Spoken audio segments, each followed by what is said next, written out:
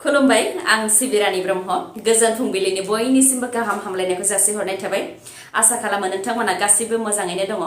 नोंथांमोननि थाखाय आं गोदान मोनसे भिडिअ लानानै फैबावबाय अन्नानै भिडिअखौ जोबजासिम नायलांदो दरं जिल्लानि डिटिअ कुमार सन्जीब कृष्णखौ सासपेन्ड खालामबाय डिउटियाव थाबाय थानाय समाव आयेन आब्रुथिखौ सिफायनायनि दायावनो बिथांखौ सासपेन्ड खालामनाय जाबाय मख'नो गोनांदि दरं जिल्लानि डिटिअ कुमार सन्जीब कृष्णआ डिउटि होबाय थानाय समावनो लामायाव जौ लोंनाय जौ फेनानै माब्लाबा मोसादों माब्लाबा बाहायजाथावै राव बाहायनानै लामाजों थांलाय फैलाय जानायफोरखौ रायदों गावजों मावफाग्रा आरो गावनि जुनियरफोरखौबो जौ फेनानै आब्रुथि गैयै दिन्थिनाय बे भिडिअआ ससियेल मिडियायाव गोसारदोंमोन बे भिडिअआ ससियेल मिडियायाव गोसारखांनायनि उनावनो ट्रान्सपर्ट मिनिस्टार चन्द्रमोहन पाटवारी बिथाङा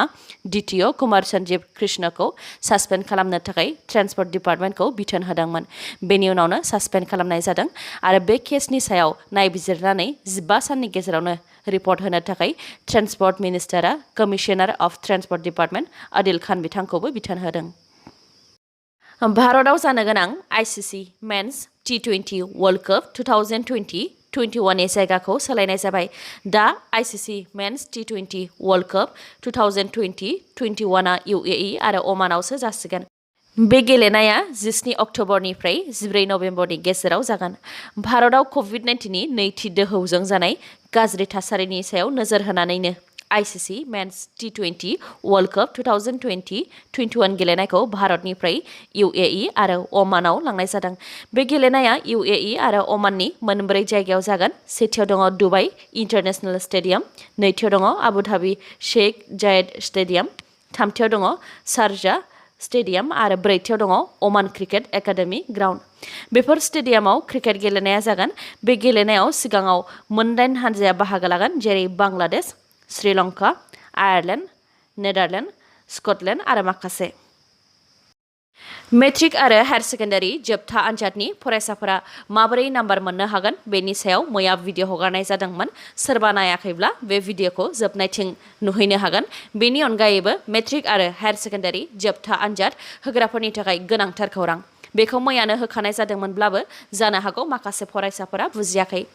2021 मायथाइयाव एबा देग्लाय मेट्रिक आरो हायार सेकेन्डारियाव पास जानाय फरायसाफोरा माखासे साख्रिनि थाखाय एप्लाइ खालामनो हानाय नङा माखासे आसाम सोरखारनि साख्रिफोर जेराव मेट्रिक आरो हायार सेकेन्डारिनि नाम्बार बिनाय जायो एबा जायफोर डिपार्टमेन्टफोराव मेट्रिक आरो हायार सेकेन्डारिनि नाम्बारखौ लानानै साख्रिनि थाखाय मेरिट लिस्ट बानायनाय जायो जेरै टेट आरो माखासे साख्रिफोर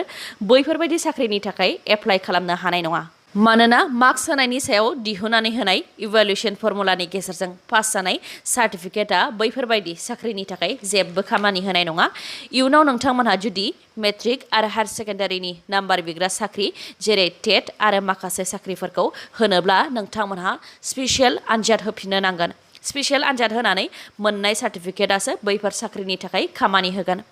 गासैबो फरायसाफोरा स्पेसियेल आनजादखौ होखानाया गोनांथार होननानै आं सानो मानोना मार्क्स होनायनि सायाव दिहुननानै होनाय इभालुएसन फर्मुलानि गेजेरजों मोननो हानाय पास सार्टिफिकेटआ जुदि माखासे साख्रिनि थाखाय खामानियानो होआब्ला अब्ला दानो स्पेसियेल आनजाद होखानानै लानाया गोनां नङाब्ला उननि समाव पस्तायनांनो हागौ स्पेसियेल आनजाद जेरै नोंथाङा जुदि मेट्रिक आनजाद होग्रा फरायसाबा मेट्रिक आनजादखौ लिरफिननो नांगोन आरो एचएस जोबथा आनजाद होग्रा फरायसाबा एचएस जोबथा आनजादनि स्पेसियेल आनजादखौ होफिननो नांगोन बे स्पेसियेल आनजादखौ 15 सेप्तेम्बरनि गेजेरावनो खुंनो नाजागोन जुदि 15 सेप्तेम्बरनि गेजेराव आनजादखौ खुंनो हायाब्ला उननि समावब्लाबो आनजादखौ खुंथारगोन होननानै फोरमायथिदों सोलोंथाइ बिफाननि मन्थ्रि डक्टर रनेज पेगु बिथाङा दुलाराय बर' फरायसा आफादनि दैदेननायाव मैया चिरां जिल्लानि धालिगावनि मानास आलासि जिरायसालियाव मोनसे सावरायमेल जिरायदोंमोन जेराव बर' थुनलाइ आफाद बर' रेबग्रा गौथुम दुलाराय बर' गुदि फोरोंगिरि आफाद आरो बर' बिफान फोरोंगिरि गौथुमनि दैदेनगिरिफ्रा बाहागो लादोंमोन बे सावराय जथुम्मायाव बिथांमोनहा माखासे गोनांथार खोथा सावरायलायदों आरो बेफोरखौ मावफुंनो थाखाय आसाम सोरखार आरो मिरु सोरखारखौ खावलायदों बिथांमोननि सावरायलायनाया सेथियाव दङ बारग' एनडिएफबिनि सोद्रोमाफोर जायफोरा हाइनास आरो नन हाइनास केस दङ बिथांमोनखौ जेनेरेल एमनेस्टिनि गेजेरजों गासैबो केसखौ बोखारनानै होनाय आरो जोबथेसालिनिफ्राय उदां खालामनाय बिथांमोननि अनगायैबो जायखिजाया जाय बड'लेण्ड सोमावसारनायनि थाखाय केस होजानाय बिथांमोनखौबो जेनेरेल एमनेस्टिनि गेजेरजों जोबथेसालिनिफ्राय उदां खालामनाय नैथियाव दङ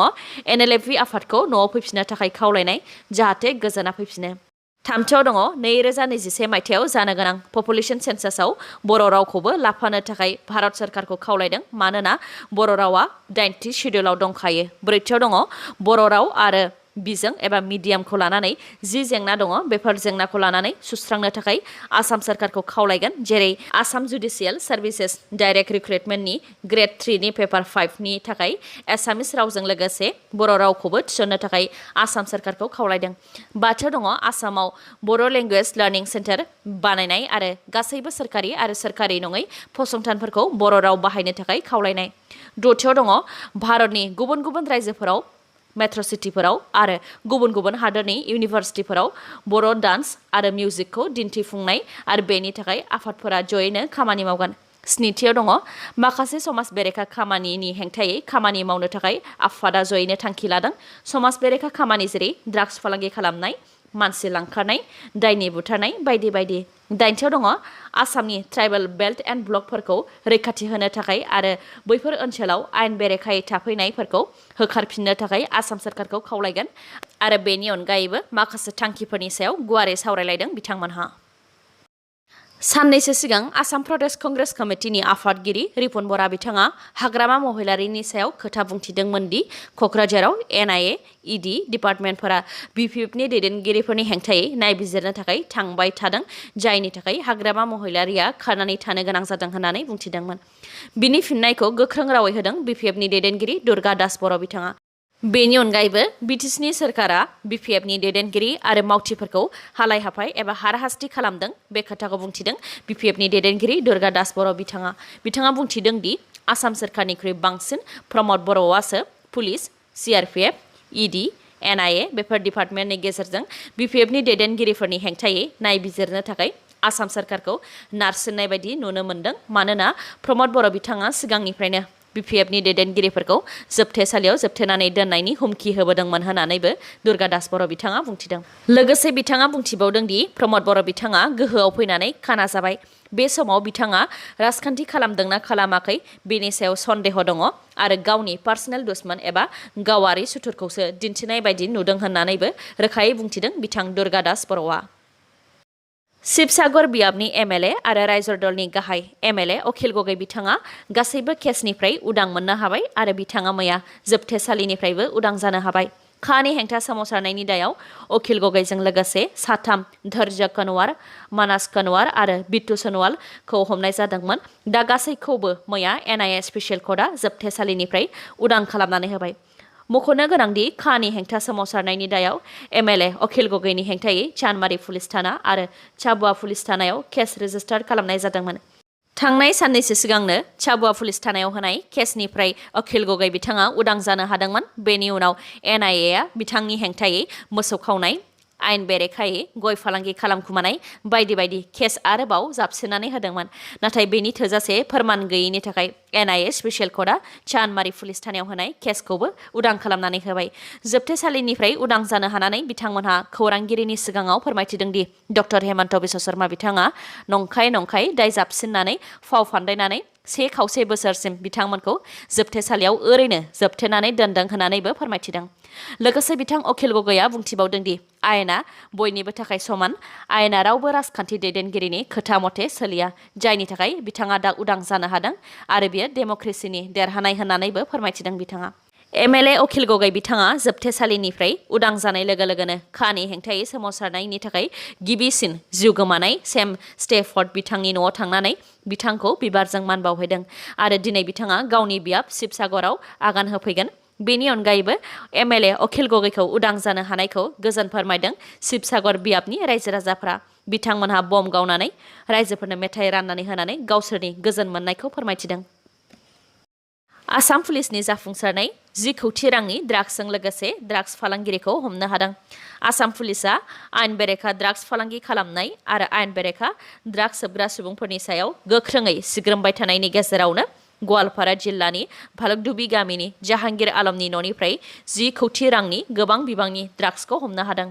आसाम पुलिसआ ड्राग्स फालांगिरि जाहांगीर आलमनि न'नि हा सिङाव बानायनाय गंसे फेक्टरिनिफ्राय सिग्रोमनानै गोबां मुवा बेसादफोरजों आबुं जानाय गंगु ड्राम, गंथाम मेसिनफोरखौ बोखांनो हादों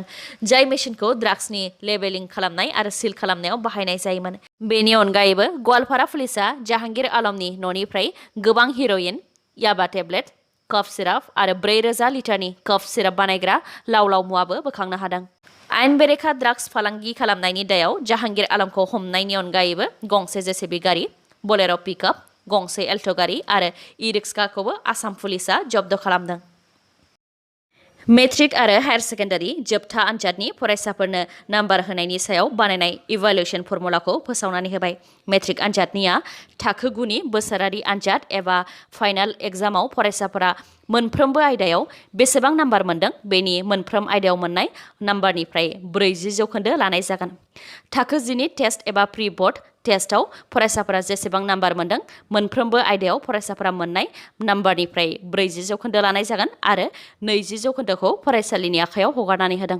फरायसालिया फरायसानि एटेन्डेन्स एसाइनमेन्ट आरो सोर फरायसाया मोजां सोर गाज्रि बेनि सायाव नायबिजिरनानै फरायसानो 20%खौ होनो हागोन बेफोर गासैनिबो अनगायैबो बबेबा फरायसालिया थाखो 10नि टेस्ट एबा प्रि बोर्ड टेस्टखौ खुंनो हायाखैब्ला बैफोर फरायसालिनि फरायसाफोरनो थाखो 9नि बोसोरारि आनजादाव गुबुन गुबुन आयदायाव मोननाय मोनफ्रोमबो नाम्बारनि सायाव 70% होनाय जागोन आरो 30%खौ फरायसालिया होगोन बेनि अनगायैबो देहायारि गेबें नङै फरायसाफोर जाय बेफोर मोनसेबो आनजादखौ होआखै बैफोर फरायसाफोरनो नाम्बारखौ फरायसालियानो फरायसाफोरनि एटेन्डेन्स एसाइनमेन्ट बेफोरनि सायाव बिजिरनानै नाम्बारखौ होनो हागोन गुबुन फारसेथिं सोरबा फरायसाफोरा जुदि थांनाय मेट्रिक आनजादाव फेल जाखांनायमोनब्ला बिथांमोनहा गिनो गोनां जेबो गैया बिथांमोननो थाखो 9नि बोसोरारि आनजादाव मोननाय मोनफ्रोमबो आयदानिफ्राय 70% लानाय जागोन आरो 30%खौ फरायसालिया होगोन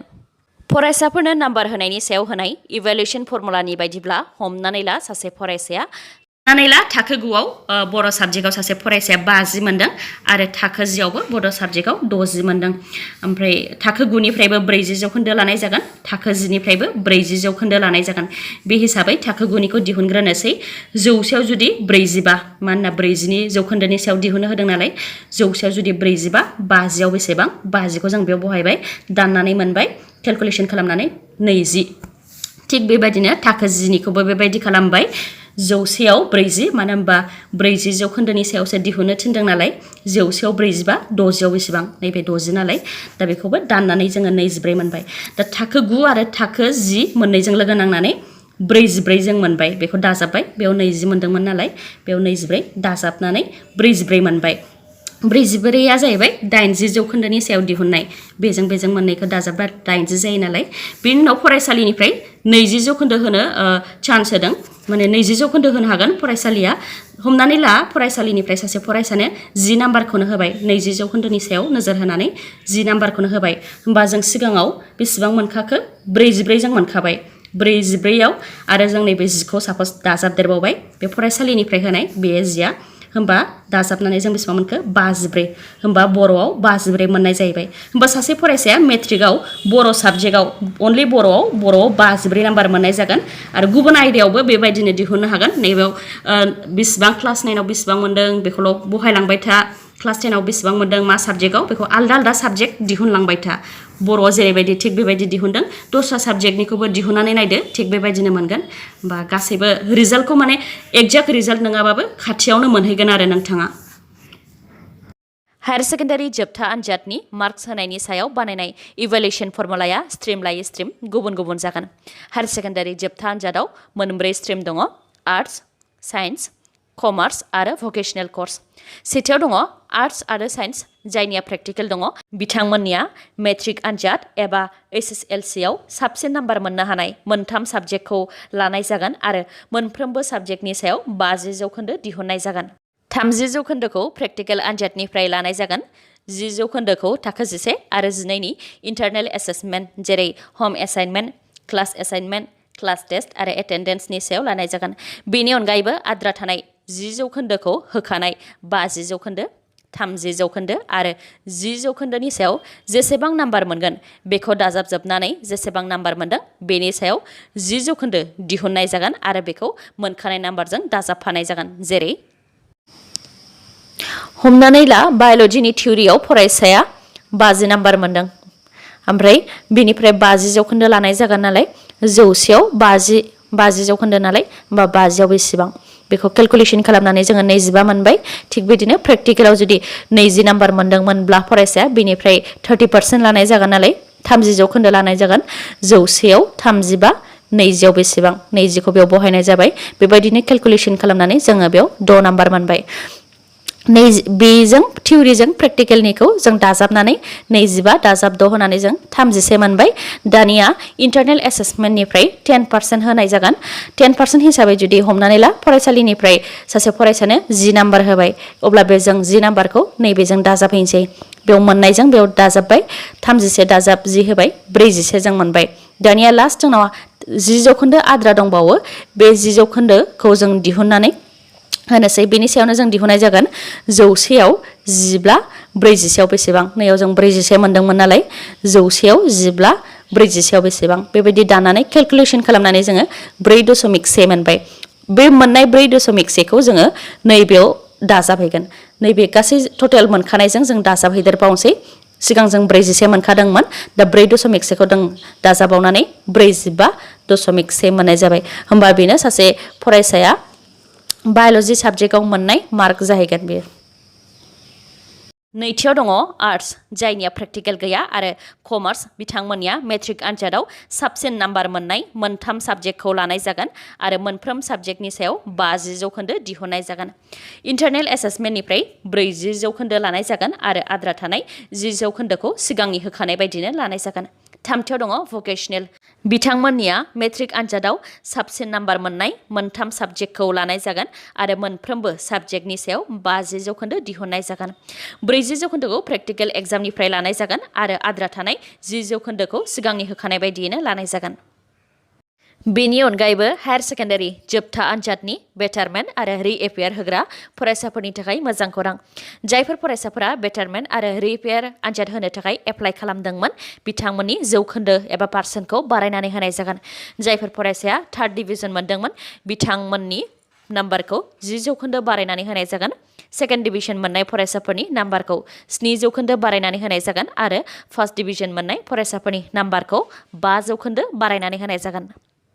जायफोर फरायसाफोरा मोनसे साबजेक्टनि थाखाय कम्पार्टमेन्ट होनो थाखाय एप्लाइ खालामदोंमोन बिथांमोननोबो माखासे पार्सेन्ट बारायनानै होनाय जागोन जायफोर 150निफ्राय 224नि गेजेराव नाम्बार मोनदोंमोन बिथांमोननो 10 जौखोन्दो बारायनानै होनाय जागोन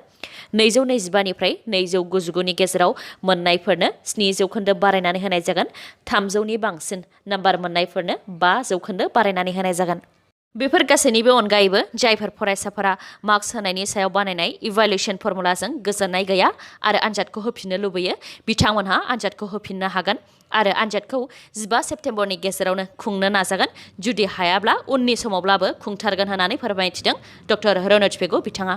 लोगोसे जायफोर फरायसाफोरा मार्क्स होनायनि सायाव दिहुननानै होनाय इभालुएसन फर्मुलानि गेजेरजों पास जालांनो हाबाय बिथांमोनहा उननि समाव आसाम गभर्नमेन्टनिफ्राय ओंखारनाय माखासे साख्रिफोर जेराव मेट्रिक आरो हायार सेकेन्डारिनि नाम्बारखौ लानाय जायो जेरै टेट आरो माखासे साख्रिफोर बेफोरनि थाखाय फरायसाफोरा स्पेसियेल आनजादाव जिरायनांगोन होननानैबो फोरमायथिदों डक्टर रनज पेगुआ दिनैनि भिडिअआ एसेनोसै नोंथांमोना जुदि भिडिअखौ मोजां मोनदोंबा लाइक कमेन्ट आरो शेयार खालामनो दाबाव गोजोन्थों